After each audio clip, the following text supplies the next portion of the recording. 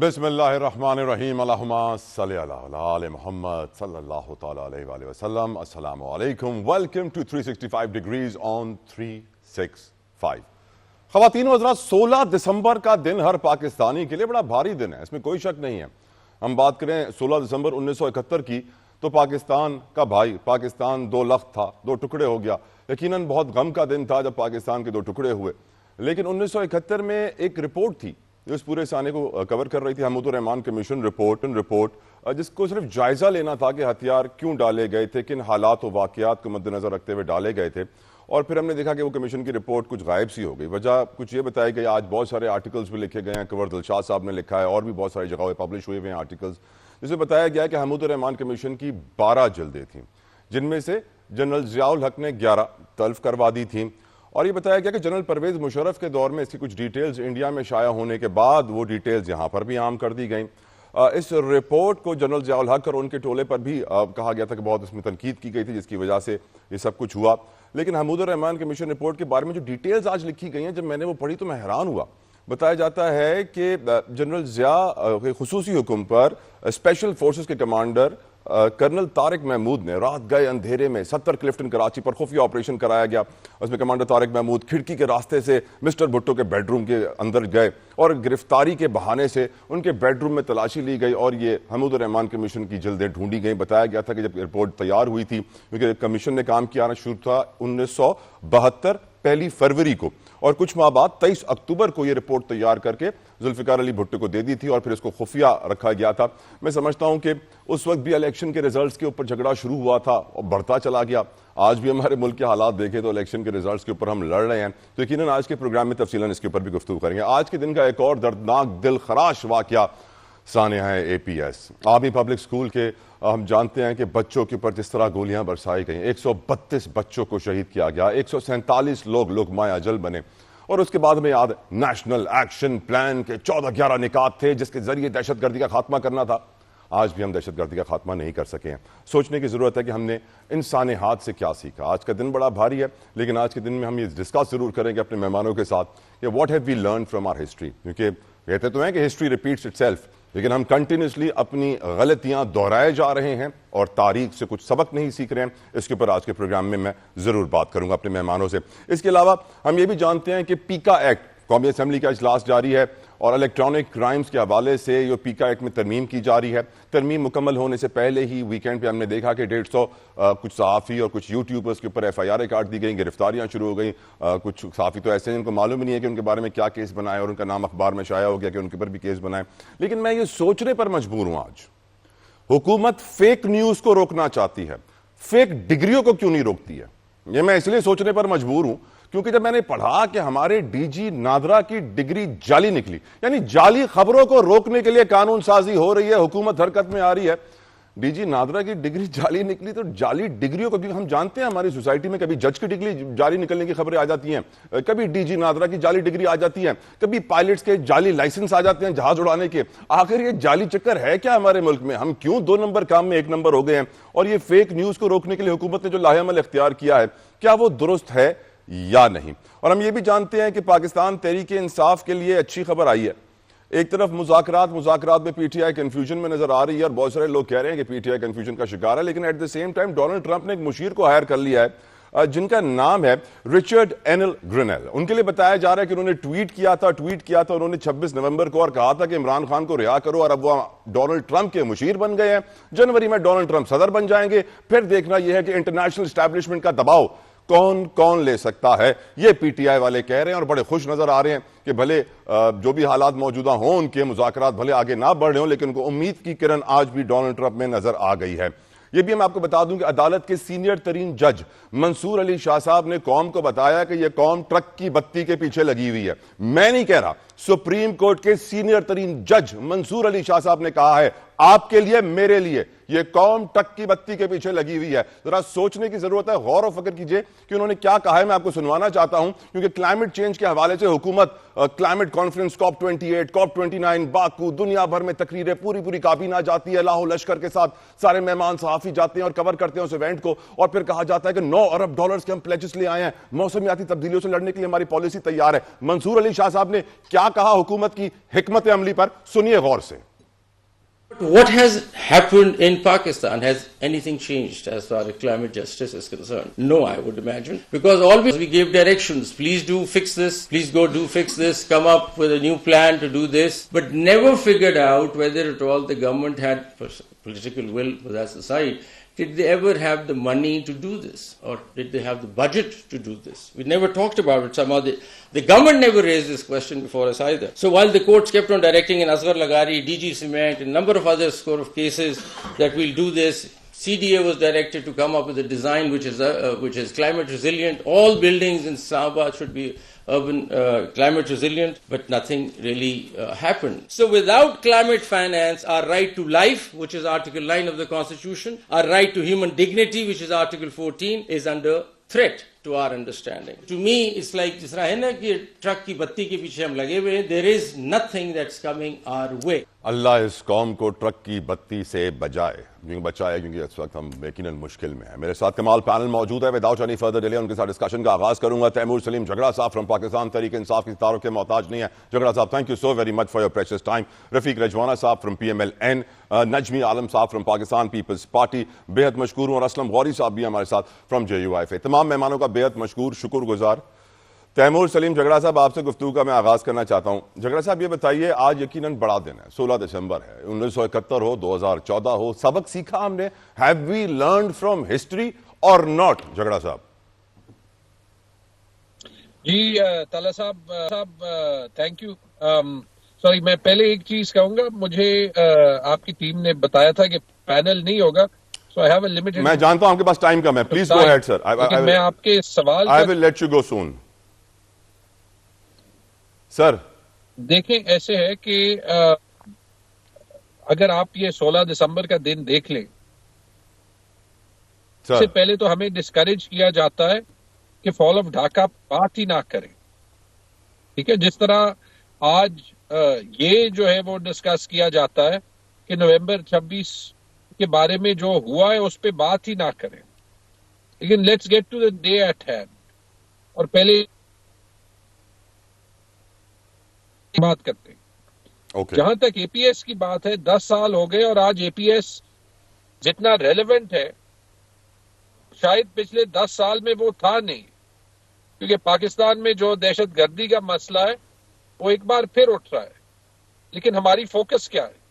کیا کوئی اس ملک میں کہہ سکتا ہے کہ ہماری لا انفورسمنٹ ایجنسیز کا, ہمارا نیشنل سیکیورٹی اپریٹس کا جو فوکس ہے وہ اس دہشت گردی کے ساتھ لڑنا ہے؟ آپ اینٹی ٹیررسٹ کورٹس میں دیکھ لیں, وہاں PTI کے لیڈران کے خلاف کیسز کے کوئی اور چیز پروسیس کرنے کا ٹائم ہے؟ آپ کا کیا خیال ہے اس کے بارے میں, تاریخ میں کیا لکھا جائے گا؟ تو واقعی ہمیں تاریخ سے سیکھنا چاہیے. اب اگر آپ 1971 کے ایونٹس پہ آ جائیں, اس پہ پچھلے سال میں نے ویسے آؤٹ آف انٹرسٹ 9-10 کتابیں پڑھی تھی ہر پوائنٹ آف ویو کا, اور 3-4 چیزیں ظاہر ہوتی.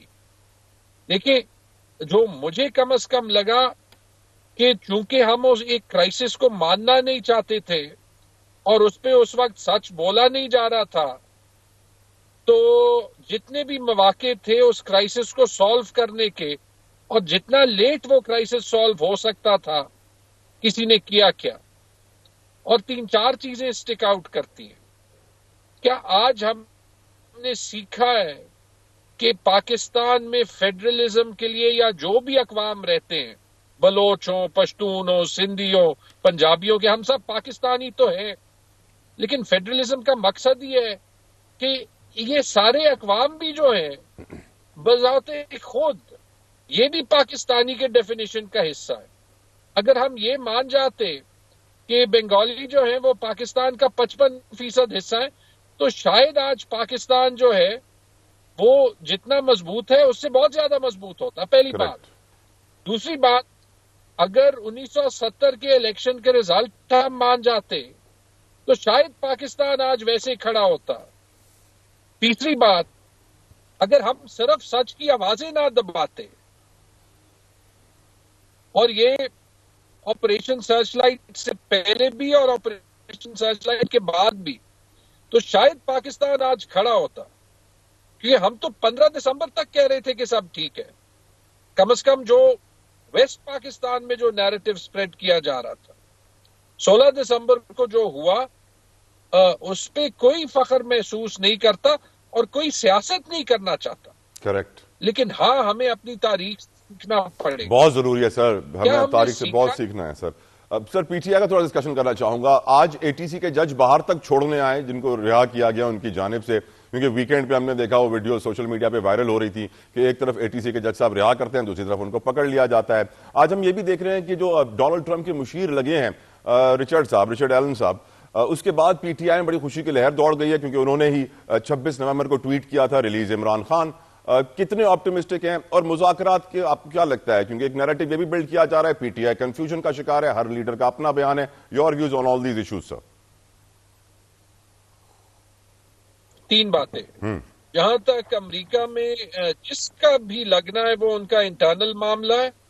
ہاں, ہماری انٹرنیشنل کمیونٹی سے یہ توقع ضرور ہو سکتی ہے, جیسے ماضی میں پیپلز پارٹی اور پی ایم ایل این کی رہی ہے, کہ پاکستان میں کسی قسم کی اللیجیٹمیٹ رژیم یا مارشل لا رژیم یا سوڈو مارشل لا رژیم کو کسی بھی وقت سپورٹ جو ہے وہ نہ کیا جائے. باقی ہم اپنی جنگیں خود لڑ لیں گے, پہلی بات. دوسری بات جو آپ نے کہی پی ٹی آئی میں کنفیوژن اور نیریٹو کی ہے. دیکھیں, یہ اگر میں نہ مانوں تو میں جو ہے وہ جو پوری دنیا کو آبویس ہے وہ اس سے انکار کر کے میں نہ اپنی پارٹی کی کریڈیبلٹی کو جو ہے وہ بڑھاؤں گا. لیکن ایک چیز کلیئر ہے, اس پارٹی کا مشن کلیئر ہے اور اس پارٹی کی لیڈرشپ جو عمران خان کے فارم میں ہے وہ کلیئر ہے. ہمارے انٹرنل جو یادیں کل کم ہو جائیں گے, یہ مشن اور عمران خان کی لیڈرشپ اور ان کی اسٹیڈ فاسٹنس وہ کم نہیں ہوگی. 500 دن انہوں نے جیل میں گزار دیا اور آج وہ کہہ رہے ہیں کہ وہ 5000 دن گزارنے کے لیے تیار ہے, لیکن وہ اس قوم کی غیرت پہ کمپرومائز نہیں کریں گے. اور میرے خیال میں اگر تاریخ ہمیں ایک چیز سکھاتی ہے تو وہ یہی سکھاتی ہے کہ ایسے مواقعوں پہ ہمیں ڈائیلاگ یا جو ایک سینس طریقے سے ایسے مسئلے سالو کرنے کا جو موقع ہے وہ تب تک نہیں ڈیلے کرنا چاہیے جب تک اٹس ٹو لیٹ اور نقصان بہت زیادہ ہو جائے. اور آخری بات جو آپ نے کہی, یہ آپ نے مجھے ابھی نیوز ہے کہ جج جو ہیں وہ پرزنرز کو خود باہر کر رہے تھے. اچھی بات ہے, لیکن کتنی شرم کی بات بھی ہے نا کہ ہمارا جو ریاستی ڈھانچہ ہے پولیس کی, ابھی میں بات کر رہا ہوں, کہ وہ یہ نہیں کر سکتا کہ یہ جو 2 سال میں نارملائز ہو گئے ہیں کہ لوگ جو ہیں وہ کیس میں نکلتے ہیں پھر جاتے ہیں. چلیں آپ پولیٹیکل لیڈرز کو لے جائیں, وہ 2 سال پہلے نہیں نارمل تھا, وہ نارمل ہو گیا ہے. لیکن اگر ہم 1971 سے اور اے پی ایس سے ایک چیز سیکھ گئے ہوتے نا جی سر, تو یہ جو اس رات لوگوں کو پہلے رہا کیا گیا تھا اور پھر رات میں اسلام آباد پولیس نے دوبارہ سے جیل کیا تھا, تو آپ صرف ایک سوال کا جواب دیں. سر I'm out of time. جلدی سے کمپلیٹ کر لیں سر, ایک سوال کا جواب دیں. جی کہ یار یہ تو عام پاکستانی ہیں, اس پروٹیسٹ میں گئے تھے, یہ تو ان کی تو کوئی ڈیسیژن میکنگ نہیں تھی. آپ ان کے دنوں میں نفرت کیوں بھر رہے ہیں؟ بہت شکریہ تیمور سلیم جھگڑا صاحب. I know you are short on. Thank you so very much. آپ نے اپنا قیمتی وقت ہمارے لیے نکالا. رفیق رجوانہ صاحب میرے ساتھ موجود ہیں, نجمی عالم صاحب میرے ساتھ موجود ہیں, بہت مشکور, شکر گزار. رفیق رجوانہ صاحب, کیونکہ آپ عمر میں بڑے ہیں نجمی صاحب سے بھی, اور آپ نے تاریخ دیکھی ہے, اپنی آنکھوں سے آپ نے 71 کے حالات بھی دیکھے ہوں گے, آپ نے 2014 کے تو ہم سب نہیں دیکھے ہیں. سر, ہم نے تاریخ سے کچھ سیکھا. رجوانہ صاحب, آپ کو لگتا ہے کہ 16 دسمبر 1971 یا 16 دسمبر 2014 کچھ سیکھا ہم نے یا نہیں, اور کیا وجہ ہے کہ نہیں سیکھا؟ میرا خیال ہے جی کہ جب یہ دن آتے ہیں تو ہم بڑے زور شور سے ان کا ذکر کرتے ہیں.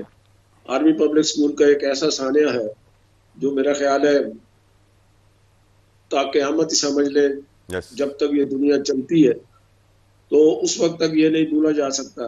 پاکستان کے حوالے سے 1971 کا جو سانحہ ہے سقوط ڈھاکہ کا. مگر آپ نے بھی دیکھا ہوگا کہ ہم یہ ڈیز یا ایام یا یوم منانے کے بڑے عادی تو ہیں. یوم پاکستان ہے، 14 اگست ہے، 6 ستمبر ہے، یہ سقوط ڈھاکہ ہے، آرمی پبلک اسکول ہے. تو یہ دن منانے کے بعد کیا، میں سوال موجود ناظرین سے بھی ہے، اپنے آپ سے بھی ہے، تمام دوستوں سے بھی ہے، کیا ہم اس کے بعد یاد رکھتے ہیں؟ آپ نے شروع میں جو آپ نے کہا آؤٹ سیٹ میں کہ کیا ہم نے تاریخ سے سبق سیکھا، تو میں اس کو ریلیٹ کر رہا ہوں جی سر کہ جب ہم ایک دن منانے کے بعد پھر ہم بھول جاتے ہیں یا یاد رکھتے ہیں، تو اسی لیے تاریخ سے سبق اگر سیکھے ہوتے تو شاید ہم بہت آگے نکل گئے. ویل سیڈ سر، افسوسناک ویل سیڈ. جب آج کل ٹی وی میں چل رہا ہے وہ چیزیں دیکھیں آپ تو بس ایسے لگتا ہے کہ زندہ رہنے کا کیا فائدہ، یا پھر اتنا جذبہ ابھرتا ہے کہ کاش ہم بھی کچھ کر سکتے. ویل سیڈ سر. وہ میری والدہ محترمہ کہتی ہیں کہ مدرز ڈے کوئی ایک دن نہیں ہوتا، سال کا ہر دن مدرز ڈے ہوتا ہے. اسی طریقے سے یہ سانحے ہمیں ہر روز یاد رکھنے چاہیے، صرف 16 دسمبر کو نہیں. نجمی عالم صاحب، آپ کی نظر میں sir have we learned something from history? I wish کہ ہم لوگوں نے سیکھ لیا ہوتا. ہم نہیں سیکھے. جی سر. ہم نے نہیں سیکھا ہے کہ ہم نے کیا، کس وجہ سے ایسٹ پاکستان ہم سے الگ ہو گیا. ہم نے اس سے کوئی سبق نہیں سیکھا. آج بھی کسی اور صوبے میں وہی آگ لگی ہوئی ہے. ہم نے ایسٹ پاکستان میں آرمی آپریشن کر کے دیکھ لیا، وی گاٹ ڈیفیٹڈ. اب بلوچستان میں جو حالات ہیں ہمیں اس پہ بڑا کلیئر بیٹھ کے بات دیکھنی چاہیے کہ کیوں ہے یہ. اگر ہم ان چیزوں کو اگر ہم نے سیکھا ہوتا تو شاید آج بلوچستان میں آگ نہ لگی ہوتی. اور سر آج تو نجمی صاحب بہت سارے آرٹیکلز میں لکھا گیا ہے کہ کس طرح ذوالفقار علی بھٹو کے گھر پہ 70 کلفٹن میں بھیجے گئے کمانڈوز اور ان کے بیڈ روم میں گھس کے حمود الرحمان کمیشن کی جلدیں ڈھونڈی گئیں اور پھر 11 جلدوں کو 12 میں سے تلف کر دیا جنرل ضیاء نے. کیا عوام تک حقیقت کا نہ پہنچنا ہی طاقتور کے لیے سب سے زیادہ ضروری ہے کہ اس کی طاقت محفوظ رہے؟ بالکل آپ صحیح کہہ رہے ہیں کہ وہ جلدیں چھپائی گئیں، وہ ان کو جلایا گیا. آپ یہی دیکھ لیں نا کہ لیاقت علی خان کے مرڈر کی جو ہیلی کاپٹر رپورٹ لے کے آ رہا تھا وہ گر گیا تھا اس ملک میں. سوچیے، عجیب بات ہے سر. ہمارا بڑے دن سے چل رہا ہے. ہمیں تو یہ سوچ لینا چاہیے کہ جب قائد اعظم محمد علی جناح فاؤنڈر آف پاکستان، جن کا 25 دسمبر کو بڑا شان و شوکت سے دن منائیں گے، ہمیں شرم آنی چاہیے. ان کی ایمبولینس کا پیٹرول ختم ہو گیا تھا جس ایمبولینس آ رہے تھے. تو کیا سیکھا ہم نے؟ کچھ نہیں سیکھا. ہم اسی طرز پہ چلتے رہے. ہم نے اس پاکستان کھویا. آج بلوچستان جل رہا ہے، اس کا ہم کوئی پراپر حل نہیں ڈھونڈ رہے. مارنے سے آپ 1000 آدمی مار دو، 10,000 مار دو، یہ حل نہیں ہوگا کبھی. کہتے ہیں سر کہ 3 لوگ ہی تھے جو سقوط ڈھاکہ کے اندر انوالو تھے سب سے زیادہ. ایک آپ کے جنرل یحییٰ تھے، ایک ذوالفقار علی بھٹو تھے، اور ایک اور تھے جو میں نام بھول رہا ہوں.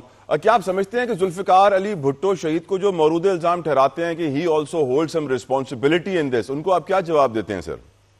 سر دیکھیں، یہ اگر تاریخ میں آپ شہاب نامہ پڑھ لیں، جی سر، یہ انہوں نے بہت پہلے ڈیسائیڈ کر لیا تھا. ایوب خان جب تھا کہ ہمیں ایسٹ پاکستان کو الگ کرنا ہے. یہ ہمارے لیے، ہم چھوٹے تھے تو سنتے تھے، میں نے پنڈی میں پڑھا ہے کہ بنگالی چھوٹے قد کے ہیں، دال چاول کھاتے ہیں، ان کی کیا ہے. ان کو حقیر طور پہ دیکھا جاتا تھا ہمارے ملک کے حکمران طبقات. پھر آج دیکھ لیں ہم سے زیادہ اچھے ہیں. یقیناً ہم نے سنا ہے عمر میں کانوں سے. یہ تو ایوب خان کے دور میں ہی طے ہو گیا تھا کہ ایسٹ پاکستان کو الگ کرنا ہے. یقیناً سر. ایک بریک کا مجھے کہا جا رہا ہے نجمی صاحب، رجوانہ صاحب will continue this discussion break, لیکن ویورز اٹس بہت افسوس کا مقام ہے. میں کہتا ہوں کہ اگر آج بھی ہم نے غور و فکر نہیں کیا تاریخ پر اور تاریخ سے نہ سیکھا، بہت دیر ہو جائے گی. It's never too late. آج بھی ہم جو نقصان ہوا ہے اس سے ریکور کر سکتے ہیں، لیکن آج نہ اٹھے تو سمجھے کبھی نہ اٹھے. ایک بریک لیجئے، ویل بی رائٹ بیک.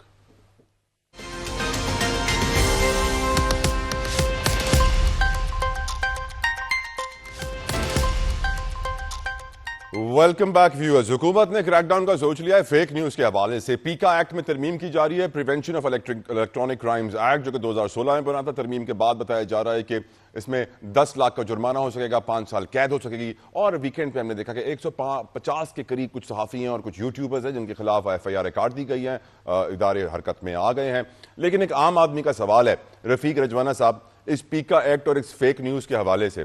وہ کہتے ہیں کہ حکومت کو اگر PTI پر کریک ڈاؤن کرنا ہے تو کریں, لیکن افسوس کے ساتھ پورا انٹرنیٹ ہی سلو کر دیا ہے. آج ہماری وزیر مملکت بھی کہتی ہیں کہ ہمارا انٹرنیٹ تھوڑا سلو ہے.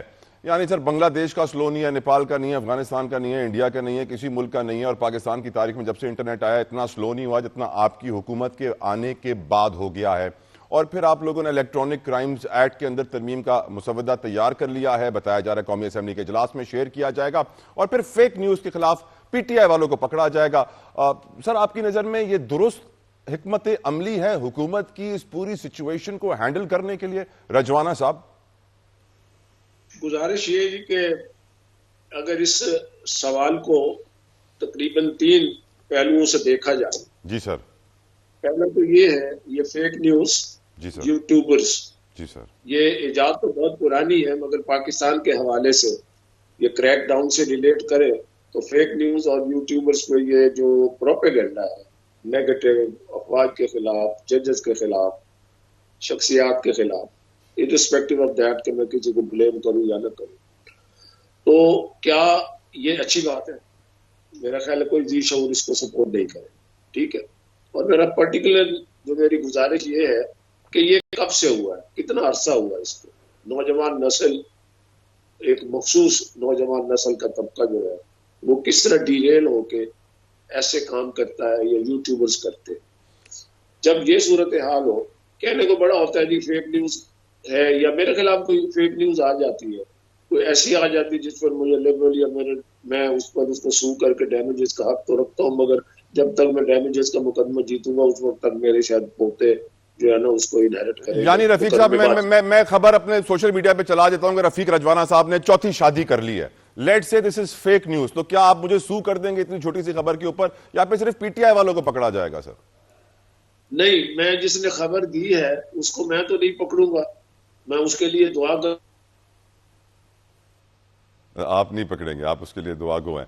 نجمی عالم صاحب آپ کی نظر میں حکومت کی اسٹریٹجی آن فیک نیوز, پیکا ایکٹ میں ترمیم, سزاؤں کو سخت کرنا, کیا PTI کو سوشل میڈیا سے ختم کر دے گی, یا سوشل میڈیا سے نوجوانوں کو ختم کر دے گی, یا وہ اپنی آواز اٹھانا بند کر دیں گے ڈر کے مارے کہ ہم نے کچھ بول دیا, اگر وہ ریاست کے خلاف ہوا تو ہمیں آ کے اٹھا لیا جائے گا؟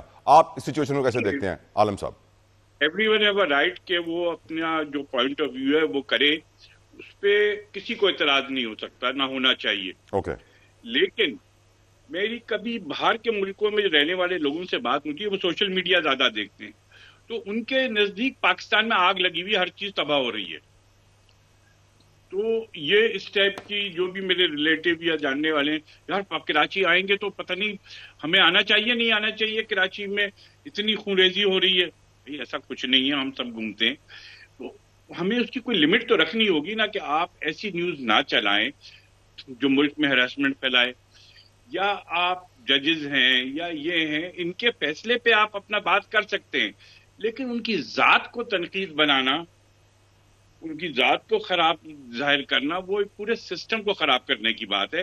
اگر جوڈیشری اچھی ہے یا بری ہے یہ بات کی بات ہے, لیکن اگر جوڈیشری کو ہم اتنا گندا کر دیں کہ جوڈیشری کی لوگ عزت کرنا چھوڑ دیں تو ملک میں بڑا برا حال ہو سکتا ہے. ویسے آپ کو لگتا ہے آج کے لوگ جوڈیشری کی عزت کرتے ہیں نجمی صاحب؟ نہیں, جوڈیشری میں پہلے بھی ایک پروگرام میں کہہ چکا ہوں کہ جوڈیشری پہ جو الزامات ہیں, جو دھبے ہیں, وہ جوڈیشری کو خود صاف کرنے ہوں گے. دھبے ہیں نا, عزت نہیں کرتے نا, آپ یہ کہنا چاہ رہے ہیں؟ میں تو مولوی تمیز الدین کے کیس سے لے کر آج تک 50 فیصلے ایسے ہیں جس پہ ہم ان کو کہہ سکتے ہیں کہ آپ گلٹی ہیں, آپ نے کیا کیا, نظریہ ضرورت کو انہوں نے فروغ دیا. اور نجمی بھائی جس طریقے سے 150 لوگوں کے اوپر FIR کاٹ دی گئی ہے, جس میں سے کچھ صحافی ہیں, کچھ یوٹیوبرز ہیں, موسٹلی وہی ہیں جو PTI کے نیریٹو کو آگے بڑھا رہے تھے سوشل میڈیا پر, آپ کی نظر میں صحیح ہے سر؟ کوئی جرم نہیں ہے. आई एम सॉरी, मैं बिल्कुल क्लियर हूं इस बात में, पॉलिटिकल वर्कर हूं, पीटीआई के नैरेटिव को बढ़ानी इस पे किसी को नहीं होना चाहिए। लेकिन यानी नजवी भाई, अगर कोई पीटीआई के लिए कहता है कि गोली क्यों चलाई तो उसको उठा लिया जाए, तो आप समझते हैं कि ये सही तरीका है? इस पे नहीं होना चाहिए, ये हर एक का राइट है, वो अपना व्यू दे, इस पे किसी को गिरफ्तार करना मैं समझता हूँ गलत बात है। लेकिन पीटीआई ने एक ट्रेंड सोशल मीडिया में ये डाला है कि आप जरा सी कोई बात लिख दें तो जवाब में आपको गालियां आना शुरू हो जाती हैं। ओके, यानी बदतमीजी, बनी हौसला अफजाई नहीं कर सकते, या हमारे जो भी इदारे हैं जी, हो सकता है आप किसी पर्सनैलिटी पे तनकीद करें कि वो गलत कर रहा है, लेकिन आप जब पूरे इदारे को वो करते हैं तो यहाँ पे प्रॉब्लम्स आती हैं। ठीक सर। नईम हैदर पंचोता साहब, thank you so very much sir for your precious time, जज़ाकल्लाह खैर, आपने अपना कीमती वक्त हमारे लिए निकाला। लेकिन एक तो हम जानते हैं कि पीका एक्ट के तहत कार्रवाइयां शुरू हो गई हैं, तरमीम असेंबली में अभी आनी है, जिसके बाद और सख्त कार्रवाइयां होंगी। हम जानते हैं कि वीकेंड पे हमने देखा आपकी जो वर्कर्स थे जिनको एहतजाज से पहले गिरफ्तार किया गया था, उन्हें छोड़ा गया तो दोबारा पुलिस ने गिरफ्तार कर लिया। आज एटीसी के जज साहब बाहर तक आए छोड़ने के लिए। हम जानते हैं कि कहा जा रहा है इस वक्त हर प्लेटफॉर्म पे कि पीटीआई की लीडरशिप कंफ्यूजन का शिकार है। तैमूर सलीम झगड़ा साहब ने मेरे प्रोग्राम के पहले हिस्से में एतराफ कर लिया कि हाँ, हमारी लीडरशिप कंफ्यूजन का शिकार है। ऐसी पूरी सिचुएशन में नईम साहब, जो आप फ्रंट से लीड करते हैं एहतजाज को भी, लीगल मैटर्स को भी, क्या आप देख रहे हैं कि ट्रंप के एक नए मुशीर आने से जनवरी में हालात तब्दील हो जाएंगे, नया साल नई हवा लेकर आएगा इमरान खान और पीटीआई के लिए, या फिर ये क्राइसिस की सिचुएशन नईम साहब चलेगी अभी? देखिए, बहुत शुक्रिया, बड़ी नवाजिश आपने मौका दिया जी। जहां तक बात है इस वक्त पाकिस्तान के हालात की, तो पाकिस्तान में तो ना इस वक्त कोई आइन है, ना कानून है, ना कोई जमहूरियत है, ना कोई अदालतें रह चुकी हैं, ना कोई किसी किस्म का कोई ख्याल है, ना किसी शख्स को कोई बुनियादी हकूक हासिल हैं। बल्कि एक ऐसी सूरत हाल हो गई है जहां पर हर बंदा ऐसी सूरत हाल के अंदर है कि मैंने वोट भी डालना है तो उसकी गिनती नहीं होनी, मेरे ऊपर झूठे मुकदमात बनाए जाने हैं, मैंने कोर्ट में जाना है, मुझे रिलीफ नहीं मिलना, मेरे भाई को कत्ल कर दिया जाएगा तो मेरी दरखास्त को नहीं देगा, उस पर FIR को नहीं होगी, मैं कुछ CCTV फुटेज मांगूंगा, केस ने डकैती कर ली, उसने गोली चला दी तो वो मुझे नहीं मिलेगी। तो ऐसी सूरत हाल के अंदर आपके पास यही रास्ता होता है कि आप इस सारे अमल के खिलाफ जो है वो जहाद करें। और जहाद के लिए हमेशा तहरीक इंसाफ निकली है। तहरीक इंसाफ का मकसद ये है कि जमहूरियत और कानून और आइन की बालादस्ती और लोगों को हकूक दिलाना। अब उसके अंदर चाहे उनका इलेक्शन चोरी हो, चाहे उनका भाई कोई मर्डर हो, चाहे किसी को जो है वो बेगुनाह मुकदमात में गिरफ्तार किया गया हो, तो ये सारी जो सूरत हाल है इसके लिए हम हर रोज हर वक्त जो है वो लड़ रहे होते हैं। अब आप ये देखें, जैसे आपने प्रोग्राम के स्टार्ट के अंदर फरमाया कि 84 लोग जो हैं डिस्चार्ज हुए, अदालत ने डिस्चार्ज किया और अदालत ने डिस्चार्ज करने के बाद जज साहब तो घर चले गए लेकिन उनको दोबारा गिरफ्तार कर लिया गया। अब आज जज को क्यों कहना पड़ा है कि मैं अगर ऑर्डर कर रहा हूं डिस्चार्ज की के तो आपको डिस्चार्ज करना पड़ेगा दोबारा, वो वाला काम नहीं होना चाहिए जो परसों हुआ है। यानी जज साहब खुद मान रहे हैं, दूसरी यानी कि कुलीग जज, कि परसों जो दूसरी अदालत ने ऑर्डर दिए थे जिन पर इम्प्लीमेंट नहीं किया गया, आज फिर वो ना कीजिएगा। यानी पुलिस हो या कोई इदारा हो नैब का, तो इतनी बदमाशी हो गई है कि वो जज का हुक्म नहीं मानेंगे, वो अपने आप को कानून से ऊपर समझेंगे। इनको कौन सजा देगा, इनकी कौन पकड़े करेगा? इनकी कोई पकड़ नहीं कर सकता क्योंकि इनके पीछे ताकतवर लोग हैं। सबसे पहले उन ताकतवर लोगों को पकड़ना होगा और उनको पकड़ने के लिए हम ये लड़ाई लड़ रहे हैं। जहां पर सर आज 16 दिसंबर है पंचोता साहब, मुल्क टूट गया था 71 में, किसी को सजा नहीं हुई सर। आज हम कैसे तवक्को कर रहे हैं किसी को सजा होगी? बिल्कुल जी, हमूद रहमान कमीशन जो है जिसके ऊपर उन्होंने तमाम फैक्ट्स निकाल दिए कि क्या उस वक्त किसका क्या रोल रहा और भुट्टो साहब ने उसके अंदर क्या किरदार अदा किया या दीगर लोगों ने या ने क्या किरदार अदा किया। आज भी अगर बात की जाए ना कि उस वक्त इसकी गलती है तो उस बंदे को उल्टा गद्दार कहा जाता है कि देखें जी ये फलां बंदे की हमायत कर रहा है। और इसी तरीके से अगर आज 26 को एक सानिया हुआ डी चौक के अंदर तो उसकी कोई बात करता है तो कहा जाता है कि ये पीटीआई का सपोर्टर है, ये वोटर है, ये पीटीआई को सपोर्ट करता है, ये व्लॉगर पीटीआई का है या ये साफी नहीं है, ये पीटीआई का कारकुन बना हुआ है। आप देख लें, अगर 150 लोगों के ऊपर FIR दर्ज की गई है तो क्या PMLN के लोग भी उसके अंदर शामिल थे जो PMLN को साफी कुछ? पंचोता साहब आई एम सॉरी, मुझे ब्रेक का कहा जा रहा है। I am sorry to interrupt sir, please मुझे ब्रेक लेने दीजिए। ब्रेक से वापस आकर डिस्कशन कंटिन्यू करेंगे। Viewers, break, stay with us.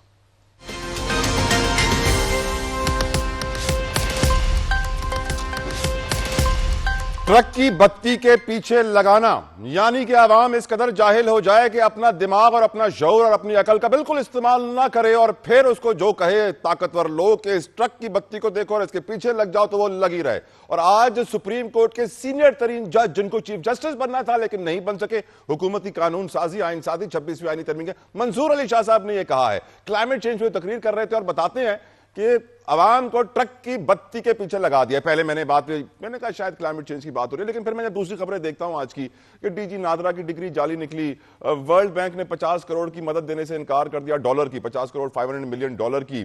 جب میں دیکھتا ہوں کہ پی آئی اے کی دوبارہ نچکاری کے لیے مشیر ڈھونڈے جا رہے ہیں جن کے مشیروں کے اوپر 2 کروڑ ڈالرز ہم لگا چکے ہیں, خسارے میں چلنے والی پی آئی اے. جب میں دیکھتا ہوں کہ پارا چنار کی سڑکیں آج بھی بند ہیں جبکہ 130 لوگ وہاں جہاں باغ 180 زخمی ہوئے ہیں. جب میں دیکھتا ہوں کہ سردیوں کے آتے ہی گیس دوبارہ مہنگی ہو جاتی ہے, گرمیوں کے آتے بجلی غائب ہو جاتی ہے, تو میں یہی سمجھتا ہوں کہ ہاں منصور علی شاہ صاحب صحیح کہہ رہے تھے, اس قوم کو ٹرک کی بتی کے پیچھے لگا دیا گیا ہے. رفیق رجوانہ صاحب, کیا آپ کی حکومت اس قوم کو ٹرک کی بتی کے پیچھے لگا رہی ہے یا نہیں, اور لگا رہی ہے تو کیوں سر؟ قوم تو بڑے عرصے سے ٹرک کی بتی کے پیچھے لگی ہوئی ہے, کوئی حکومت کی بات نہیں, کافی عرصے سے لگی ہوئی ہے. آپ جتنی یہ فرما رہے ہیں نا باتیں, بالکل آپ کی بات بجا ہے, but at the same moment کسی کی بھی حکومت ہو تو اس حکومت کے کوئی پازیٹیو کام بھی ہوتے ہیں, کچھ امپروومنٹ بھی ہوتی ہے, تو اس کو بھی ضرور ذکر کرنا چاہیے تاکہ لوگوں کو محسوس ہو کہ ٹرک کی بتی کے پیچھے نہیں ہے, کچھ ہمیں دیر از سم لائٹ ان دی ٹنل. تو اگر ہم بھیانک تصویر پیش کرتے رہیں گے, نیگیٹو چیزیں پیش کرتے رہیں گے, آپ کو ایک مثال دیتا ہوں کہ کوئی ایک نیگرو آدمی تھا, کالا اس کا رنگ تھا, تو 2 گورے اس کو کہہ رہے تھے لک ایٹ ہم ہاؤ بلیک ہی از. تو ایک تیسرا آدمی پازیٹیو سوچ والا تھا, اس نے کہا have you seen his pearly teeth, کہ آپ نے اس کالے کے موتی جیسے دانت دیکھے ہیں؟ تو کالے کے موتی جیسے دانت بھی ہوتے ہیں, اور اچھائی بھی ہوتی ہے اور برائی تو معاشرے میں ہے پھیلی ہوئی, اور ٹرک کی بتی کی بات بھی اپنی جگہ پہ ہے, لوگوں کے مسائل بھی ہیں. جو پازیٹیو ہوتا ہے اس کو پازیٹیو دکھائیں, اس کو پازیٹیو بولیں, جو نیگیٹو ہے اس کو بھی نیگیٹو بولے مگر اس کی امپروومنٹ کے لیے سجیشن دے. ایسا نہیں ہو سر ہم نیگیٹو کو نیگیٹو بولے, آپ ہم پہ پیکا ایکٹ لگا کے ہمیں غائب کروا دیں سر, رحم کھائیے گا مجھ پہ رجوانہ صاحب. نہیں نہیں نہیں, یہ بات نہیں ہے, دیکھو اس کے کہنے کا ایک طریقہ ہے نا, نہیں ڈر لگتا ہے سر ہمیں. تو کہہ رہے ہیں تو کوئی آپ افینس تو نہیں کر رہے, کہنے کا طریقہ ہے. بنیادی حقوق کی آڑ میں, آئین کی آڑ میں اگر میں جو مرضی کہوں جو مرضی کروں اور نہ کہوں میرے بنیادی حقوق ہے, میرے فرائض بھی ہیں. بالکل ٹھیک سر, بالکل ٹھیک. Short on time, so sorry to interrupt, so sorry. Najmi Alam صاحب, آپ کی نظر میں کیا یہ قوم ٹرک کی بتی کے پیچھے لگی ہے سر؟ سر ہمیں ایک عادت پڑ گئی ہے کہ ہم آدھا گلاس خالی کہنے کے عادی ہو گئے, نیگیٹیوٹی کی طرف زیادہ جاتے. ہمارے چینلز بھی, لوگوں کی سوچ بھی یہی میڈیا کے ذریعے نیگیٹو زیادہ سوچنے لگے. جو چیز اگر کوئی اچھی ہے اس کو ہم بالکل نظر انداز کر دیتے ہیں. جیسے کہ مسائل جیسے کہ اچھی چیز کون سی نظر انداز ہوئی ہے نجمی بھائی, پلیز بتائیے گا مجھے. ایک جنرل بات میں کر رہا ہوں کہ ہم جب بھی کوئی نیوز چینل دیکھ رہے ہیں, آپس میں لوگ بات کر رہے ہیں, وہ کسی اچھے ہوئے ہوئے کام کی بات کرتے نظر نہیں آتے, وہ ہمیشہ یہ چیز خراب ہے اس کی بات. تو ہمارے اندر بھی ایک پورے معاشرے میں ایک چیز پیدا ہو گئی ہے کہ ہم برائی ڈھونڈتے ہوئے رہتے ہیں, جس کی وجہ سے میں سمجھتا ہوں کہ ہمارے برین میں نیگیٹیوٹی بھی آ گئی ہے. ہمیں تھوڑا سا اپنے آپ کو پازیٹیو رکھنا چاہیے. میں ایگری کرتا ہوں نجیب بھائی, آپ نے بہت اچھی بات کی ہے, and I completely agree with you کہ of course گلاس پہلے آدھا بھرا ہوا دیکھنا چاہیے نہ کہ آدھا خالی. پنچوتا صاحب, I've got 1.5 minutes left, your views on it. کیا قوم ٹرک کی بتی کے پیچھے ہے سر؟ دیکھیں بات یہ زندہ قوموں کی یہ مثال ہوتی ہے کہ کہیں پر کوئی ظلم ہوتا ہے تو وہ آواز بلند کرتے ہیں. میں دیکھ رہا ہوں کہ قوم جس طرح شعور رکھتی ہے اور جس طرح آرٹ کو انہوں نے دکھایا, جس طرح جب بھی کوئی کال دی گئی ہے وہ نکلے ہیں, آواز بلند ہے. اوورسیز پاکستانی جس طرح سے وہ حصہ ڈال رہے ہیں, جس طرح سے لوگ اپنی جانوں کے نذرانے پیش کر رہے ہیں, تو یہ ایک بڑی ہی میں سمجھتا ہوں کامیابی ہے. اور ہر ٹائم اس وقت کے لیے جو ہے وہ آواز بلند کرتے رہنا, ہار نہ مانا, یہی کامیابی کی جیت ہوتی ہے. اور انشاءاللہ تعالیٰ ایک دن یہ ظلم کی رات ڈھلے گی اور پاکستان ترقی کی راہ پر گامزن ہوگا. اسی وقت ہوگا جب ہمارے ملک کے اندر, ہمارے معاشرے کے اندر انصاف ہوگا. مدینہ کی ریاست یہی تھی کہ اس وقت امیر اور غریب جو ہے وہ نہیں دیکھا جاتا تھا کہ یہ امیر ہے تو اس کا جو ہے وہ قانون سے اوپر ہے, یا غریب ہے تو صرف غریب کے اوپر ظلم پایا جائے, بلکہ امیر بھی قانون کی گرفت میں آتا تھا. یہاں پر یہی ہے کہ امیروں کو کلین چٹ دی جاتی ہے، وہ ڈیل کر کے وہ بے شک یہاں سے لندن بھاگ جائیں یا لندن سے واپس آ جائیں، ان سے کوئی نہیں پوچھتا کہ ایون فیل اپارٹمنٹس کی رسیدیں کیوں نہیں دی، ان سے کوئی نہیں پوچھتا کہ دبئی لیگز کے اندر آپ کے نام کیسے آ گئے، ان سے کوئی نہیں پوچھتا کہ آپ نے یہ جدادیں مال منتر بنایا ہے یہ کہاں سے بنایا ہے، ان سے کوئی نہیں پوچھتا کہ مقصود چوپڑا جو ہے اس کے اکاؤنٹ میں کیسے آ گئے۔ آج آپ دیکھ لیں 500 دن مکمل ہو گئے عمران خان کو جیل میں، آئیں گے وہ باہر آئیں گے نہیں آئیں گے پنچوتا صاحب؟ ول ہی کم آؤٹ؟ آپ کو لگتا ہے اینی ٹائم سون؟ دیکھیں میں وہی گزارش کر رہا ہوں نا کہ آپ اگر ایک اپنے نظریے پر قائم ہے نا تو آپ کو 500 دن ہو گئے ہیں، اور عمران خان صاحب کہتے ہیں کہ میں 5000 سال بھی جیل میں رہنے کے لیے تیار ہوں، اپنے موقف سے پیچھے نہیں ہٹوں گا۔ اور دوسری طرف دیکھ لیں کہ ڈیلوں والے لوگ ہیں، عمران خان اصول پہ کھڑے ہیں اور وہ اصول پہ کھڑا ہونا ہی ان کی جیت ہے، اور انشاءاللہ تعالی عوام کی طاقت سے آئیں گے، پولیٹیکلی آئیں گے۔ ہم عدالتوں کو بھی یہی ریکویسٹ کرتے ہیں کہ بے شک جتنے قوانین بنا دیے گئے ہیں ہر جج اپنی اگر خود کو دیکھے اور وہ سمجھے کہ میں اس منصب پر بٹھایا گیا ہوں انصاف کے لیے۔ اوکے پنچوتا صاحب، نجمی صاحب آپ کچھ ایڈ کرنا چاہ رہے ہیں؟ جلدی سے کر لیں سر۔ مدینہ کی ریاست میں شہزاد اکبر نہیں ہوتا تھا، یہ آپ نے بات ایک کہی ہے جس کا جلدی سے جواب دے دیں پنچوتا صاحب، مجھے کلوز کرنا ہے۔ شہزاد اکبر صاحب کی کیا بات کر رہے ہیں؟ وہ کہہ رہے ہیں مدینہ کی ریاست میں شہزاد اکبر جیسے لوگ نہیں ہوں گے۔